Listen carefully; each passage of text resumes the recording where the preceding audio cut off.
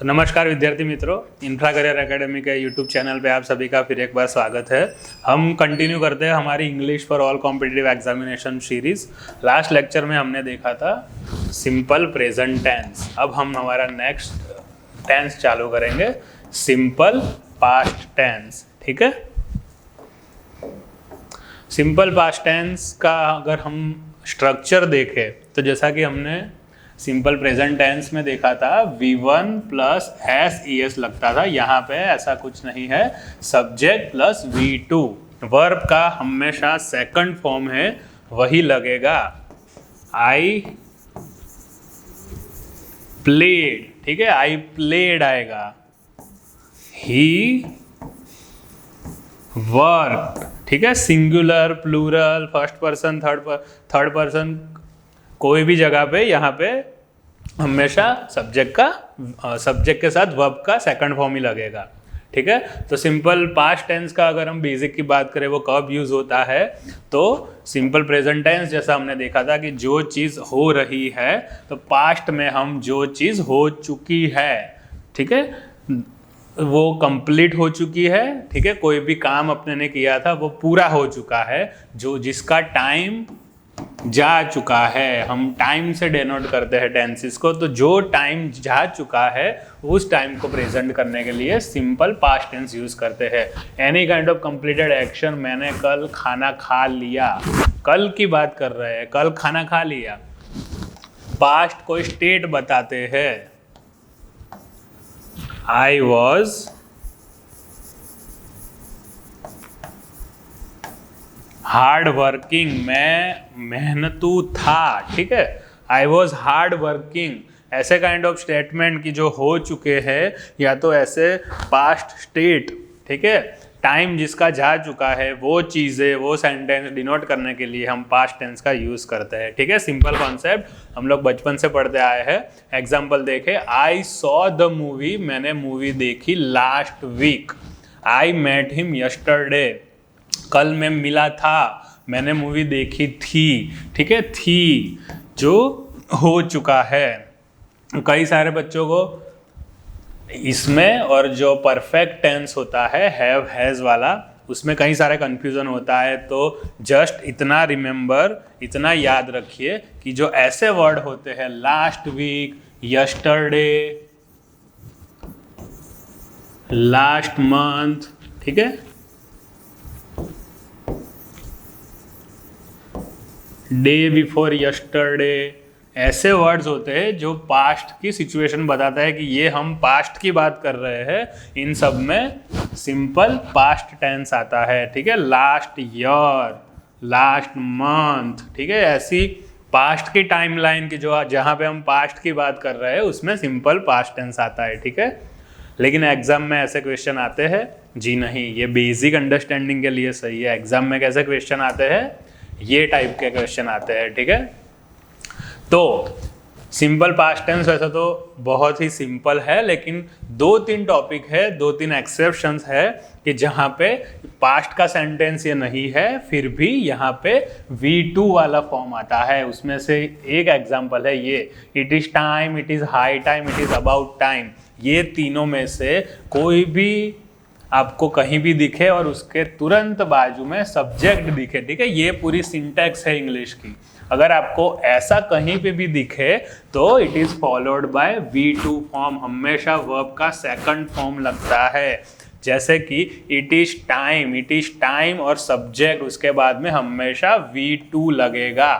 ठीक है, ये है एक रूल, ये है एक्सेप्शन वाला रूल। यहाँ पे हमेशा V2 वाला फॉर्म लगता है। अगर, ठीक है, अभी ये रूल सीख लिया, लेकिन बच्चों को इसका मतलब नहीं पता होता। ठीक है, एग्जांपल देखते हैं। रात के 11 बजे जनरली मैं सो जाता हूँ। ठीक है, मैं रात को 11 बजे सो जाता हूँ, लेकिन 11 बजे जब मैं सोने गया, मैंने मोबाइल हाथ में लिया, मैंने फेसबुक ओपन किया, इंस्टाग्राम ओपन किया, तो उसमें हो गए 30 मिनट। ठीक है, और टाइम हुआ 11:30। अचानक से मेरी आँख गई घड़ियाल पे, मैंने वॉच देखी, वहाँ पे मुझे पता चला अरे बाप रे बहुत लेट हो चुका है। तो उस टाइम हम लोग क्या बोलेंगे? कि यार बहुत लेट हो चुका है, मुझे अब सोने जाना चाहिए। ठीक है, तो ये सिचुएशन समझिए कि मुझे सोने जाना चाहिए, मुझे सोने जाना चाहिए। तो ये सेंटेंस डिनोट करता है ये सब बातें। तो मुझे सोने जाना चाहिए उसको हम इंग्लिश में कैसे लिखते हैं? I should go to sleep. ठीक है, ये सेंटेंस सही है, गलत नहीं है। ठीक है, लेकिन अगर हम ये वर्ड्स यूज करें, इट इज टाइम, यहाँ पे अगर हम ऐसा लिखे it is time I should go to sleep, तब ये सेंटेंस होता है बिल्कुल गलत। ये सेंटेंस अगर अकेला है तो ये सही है, लेकिन it is time, it is about time, it is high time, अगर ऐसा वर्ड हम यूज करें उसके बाजू में सब्जेक्ट यूज करें तो हमेशा शुड गो नहीं आएगा, आई वेंट टू स्लीप हमेशा ऐसा आएगा। इसका मतलब भी होगा सेम कि मुझे अब सोने जाना चाहिए। ऐसा नहीं होता कि मैं सोने गया, ऐसा नहीं, मुझे सोने जाना चाहिए, इसका मीनिंग भी ये होगा। तो कोई भी ऐसी सिचुएशन के जो हम ये बोलते हैं कि मुझे जाना चाहिए, जैसे कि अगर आपकी ट्रेन 5 बजे की है लेकिन घर पे आपको 4 बज गए, अगर स्टेशन का रास्ता बहुत दूर है तो आप कैसे बोलोगे अभी हमें निकलना चाहिए? तो उसको हम इंग्लिश में ऐसे डिनोट करते हैं, it is time, it is high time, it is about time. ऐसा कोई भी अगर आपको स्ट्रक्चर दिखे, उसके बाजू में अगर सब्जेक्ट दिखे तो हमेशा सेकंड फॉर्म आता है। ये सेंटेंस सही नहीं है, बिल्कुल गलत है, ये सेंटेंस सही है। It is high time I started preparing. ठीक है, अगर कॉलेज खत्म हो गई, कई सारे बच्चों ने प्रिपरेशन नहीं की, लेकिन सडनली फिर होता है कि लाइफ में सब आगे बढ़ रहे हैं, तो आप सबको भी कई बार होता होगा कि मुझे ज़्यादा मेहनत करनी चाहिए। तो वो सेंस में it is high time I should start preparing, ऐसा गलत है। It is high time I started preparing. ठीक है, हमेशा वर्ब का सेकंड फॉर्म आएगा जब भी ये 3 आएगा। इट इज़ अबाउट टाइम, वो भी सेम है। We left for the airport. देखो यहाँ पे अगर किसी की फ्लाइट है और लेट हो रहा है तो इसका मतलब ये हुआ समय हो चुका है बहुत, हमें एयरपोर्ट के लिए जाना चाहिए, ये उसका ट्रांसलेशन होगा। ठीक है, क्लियर? तो ये बहुत ही इंपॉर्टेंट कॉन्सेप्ट है, एग्जाम में इसके ऊपर क्वेश्चन बहुत आते हैं। ठीक है, कुछ एग्जाम्पल्स देख लेते हैं, आप बताइए सही है कि नहीं। It is high time I should complete my work, it is about time we should finish the homework. Video pause करिए, ठीक है, और इसमें बताइए ये सही है कि गलत है, और गलत है तो क्यों गलत है, सही है तो क्यों सही है। ठीक है, फिर चेक करिए कि आंसर कैसा सही है कि नहीं मेरा। जैसा कि हमने आगे देखा, it is high time, it is about time, उसके बाजू में अगर हमें सब्जेक्ट देखने को मिले तो कौन सा फॉर्म आता है? हमेशा V2, आई शुड कंप्लीट नहीं आएगा, इसके जगह पे आएगा आई कंप्लीटेड माई होमवर्क। ठीक है, ये सही सेंटेंस होगा अगर हम ये यूज करें। We should finish the homework नहीं, it is high time we finished the homework, यहाँ पे ईडी V2 वाला फॉर्म आएगा। ठीक है, आई होप ये दोनों आपके सही हो। ये बहुत ही इंपॉर्टेंट कॉन्सेप्ट था, एग्जाम में इसके ऊपर कई सारे क्वेश्चन आते हैं और बच्चे कई बार फंस जाते हैं। ठीक है, ये सेंटेंस देख के अगर ये सेंटेंस एग्जाम में आया तो आप बोलोगे नहीं ये तो सेंटेंस सही है, बिल्कुल सही है, इसमें कोई गलती नहीं है, but it is wrong, grammatically wrong. ठीक है, it is high time, it is about time, it is time, उसके बाजू में सब्जेक्ट आएगा तो हमेशा V2 वाला फॉर्म आएगा उसके बाजू में। एक ऐसा ही रूल है यूज्ड टू वाला। यूज्ड टू अपने ने कहाँ देखा था आगे? मॉडल्स। ठीक है, मॉडल्स में अपने ने देखा था ना 13 टाइप के मॉडल्स होते हैं, उसमें से एक है यूज्ड टू। ठीक है, वैसे तो ये मॉडल्स का टॉपिक है, लेकिन सिंपल पास्ट टेंस पढ़ाने के टाइम पे कई सारे एक्सेप्शन होते हैं, इसमें से यूज्ड टू वाला भी एक एक्सेप्शन है। ठीक है, यूज्ड टू का मतलब क्या होता है? हमने कई बार देखा होगा, पता है सबको कि हैबिट, आदत बताने के लिए, किसी भी चीज़ की आदत अगर हमें बतानी है तो हम हैबिट दिखाने के लिए यूज टू का यूज करते हैं। जैसे कि अगर क्रिकेट खेलने की किसी को आदत है, रोज शाम को क्रिकेट खेलता है, तो अगर वो गार्डन में क्रिकेट खेलता है तो Ram used to play cricket in the garden. Ram used to play cricket, garden में खेलने की आदत थी उसकी। पर ये सेंटेंस देखो, Ram is used to playing, Ram is used to playing cricket in the garden. अभी ये सेंटेंस सही है कि गलत है? आपने बोला कि अभी अभी तो देखा, उसके बाजू में हमेशा V1 का फॉर्म आएगा, लेकिन यहाँ पे तो ING वाला है, तो इसकी हम डिस्कस करते हैं। ये सेंटेंस बिल्कुल सही है, आने वाली स्लाइड में हम इसको डिस्कस करते हैं, ठीक है। ही यूज्ड टू स्मोक, वो स्मोकिंग की आदत थी उसको। He is used to smoking, ये सेंटेंस भी सही है। तो ये दोनों कैसे सही हो सकते हैं, आइए देखते हैं।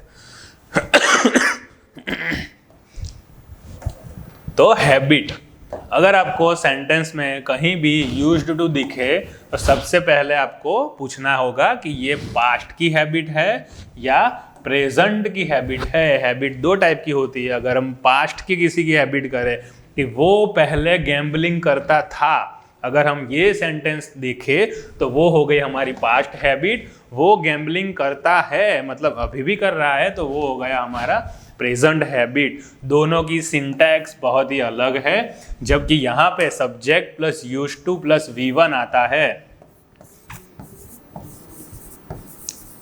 ही यूज्ड टू स्मोक, जैसा हमने एग्जाम्पल आगे देखा, ही यूज्ड टू और फिर आएगा V1 वाला फॉर्म, ठीक है। ही यूज्ड टू स्मोक, ये उसकी पास्ट की हैबिट दिखाने की बात है, ठीक है।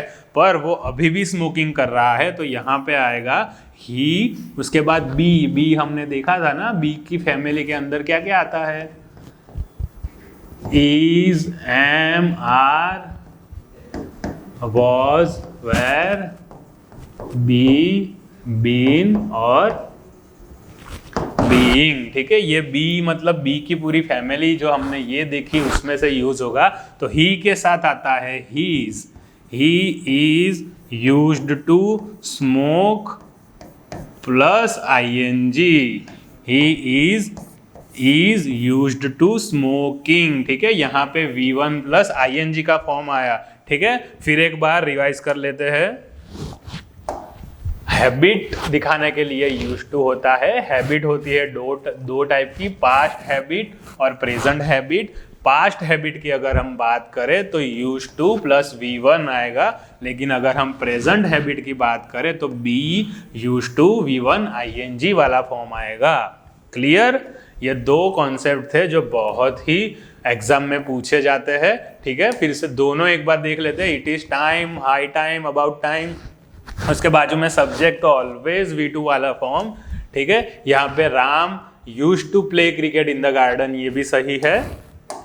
Ram used to play cricket in the garden, ये पास्ट की हैबिट दिखा रहा है। Ram is used to playing, ठीक है। Ram is used to playing, ये प्रेजेंट की हैबिट दिखा रहा है।